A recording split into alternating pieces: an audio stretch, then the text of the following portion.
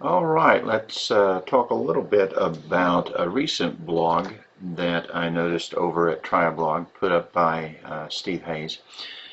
Hayes is talking about Christian realism. That's the title of the blog.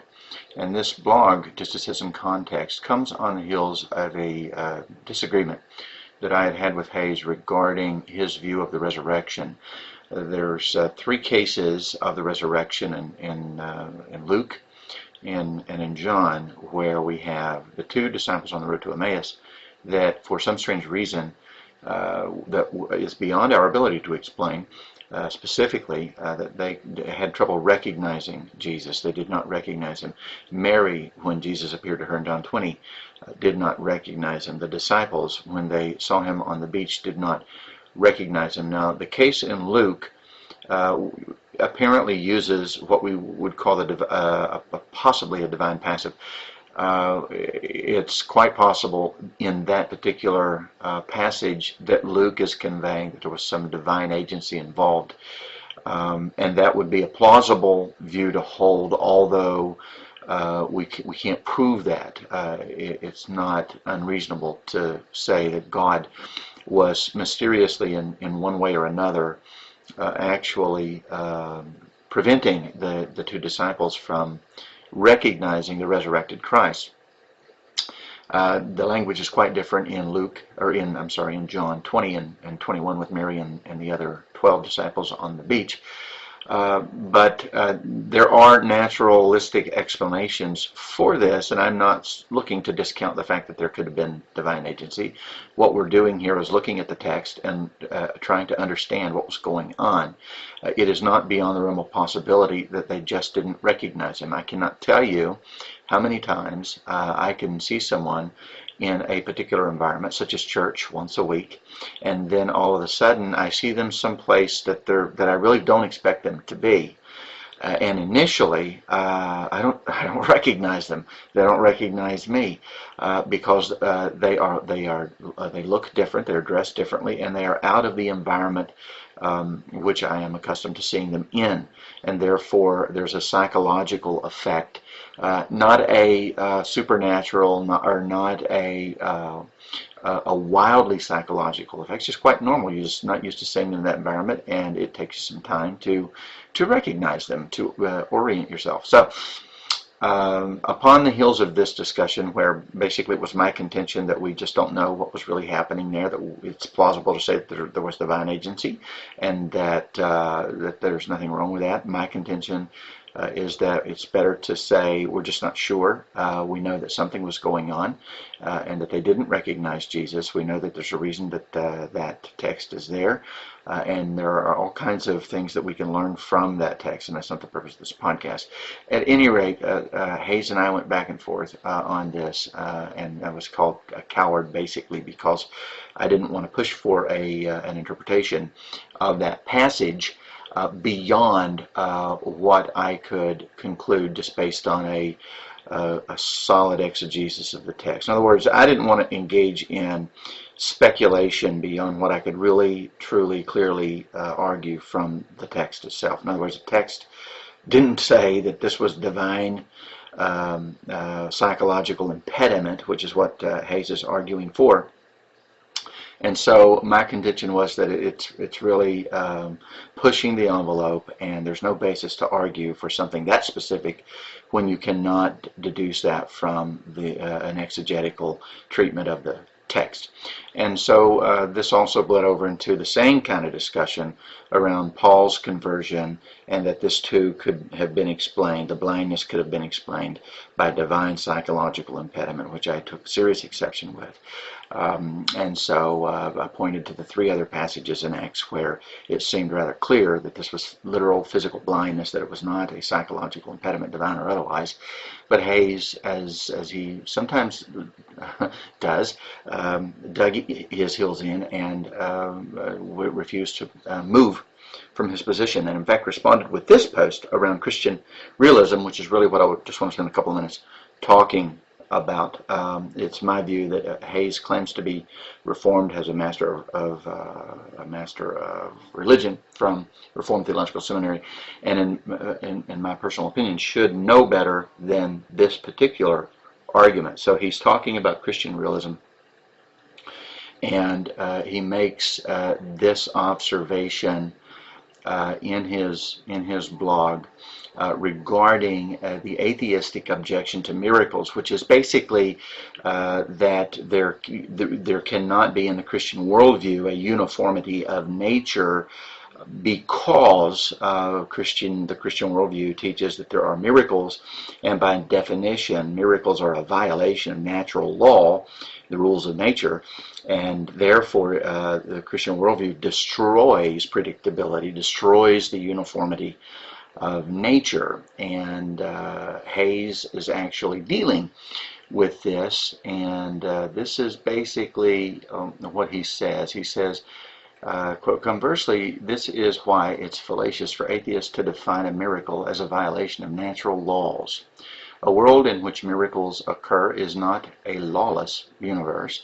It's still a rule-bound world, but it has its own set of rules." Now, I'm going to stop here before I read the next paragraph and comment that this is not reflective of standard, typical Reformed thought.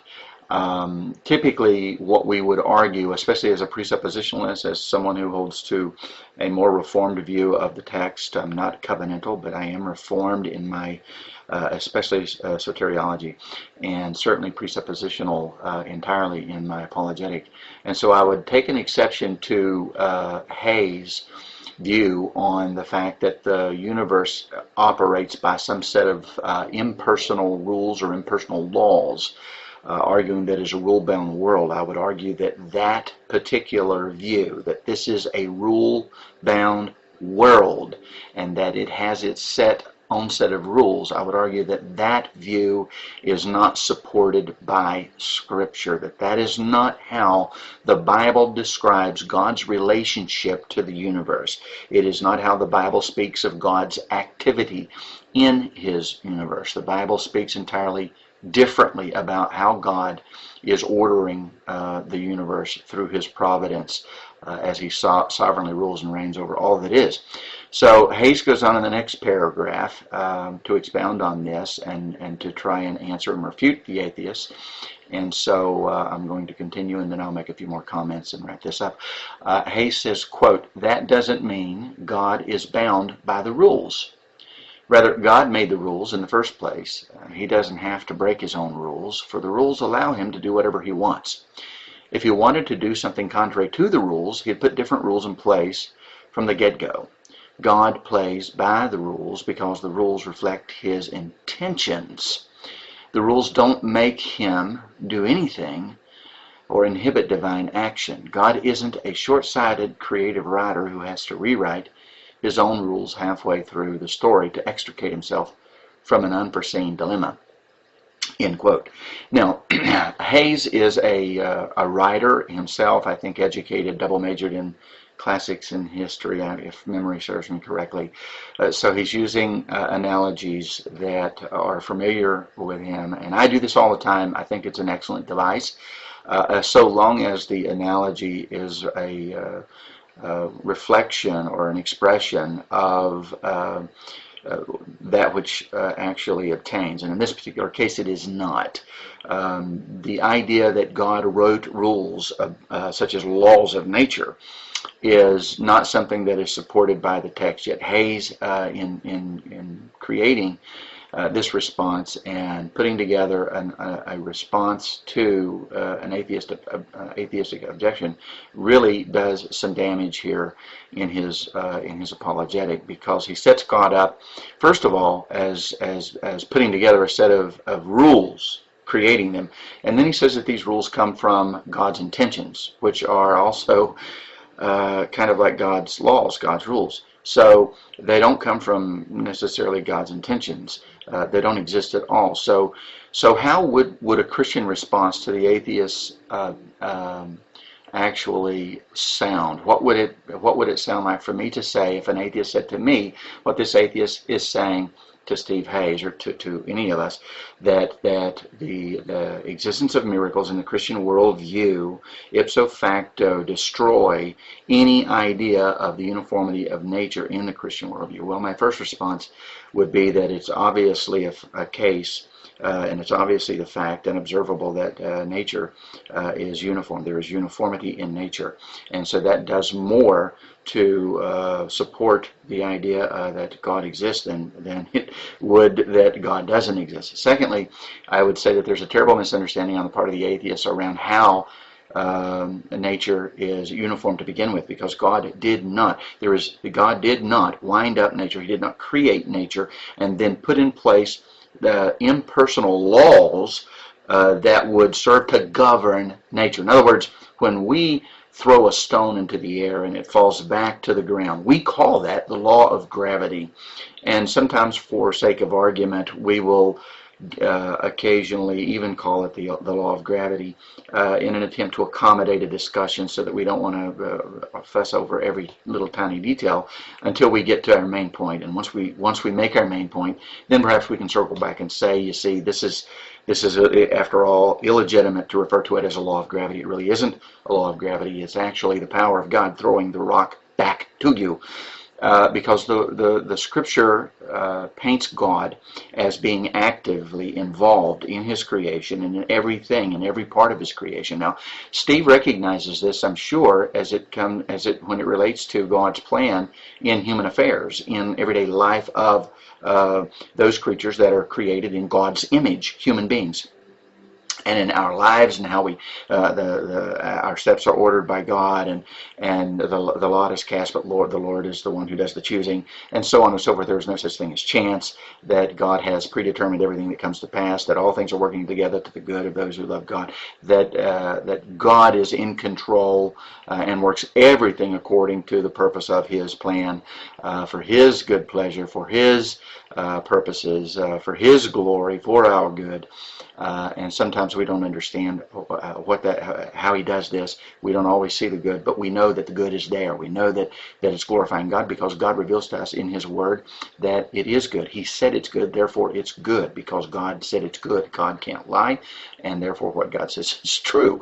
And so this idea that there is an impersonal set of rules or laws between God and the rest of nature is a fallacious idea. So we would say to the atheist that the reason that nature is uniform, that the Christian worldview teaches that God orders the universe, not through the law of gravity. You call it the law of gravity. It is actually the activity of the divine creator. It is the power of God that's expressed in human terms as a law of gravity, but it really isn't a law as we would think of a law. It is God's action that's holding the world together, that's holding the earth where it's holding it, that's spinning the earth, that's blowing the wind, that's moving the earth, that's doing everything that's taking place in the universe, just like God is ordering the steps of every believer and every unbeliever and working His plan, just like He brought the men together to crucify Christ, just like He brought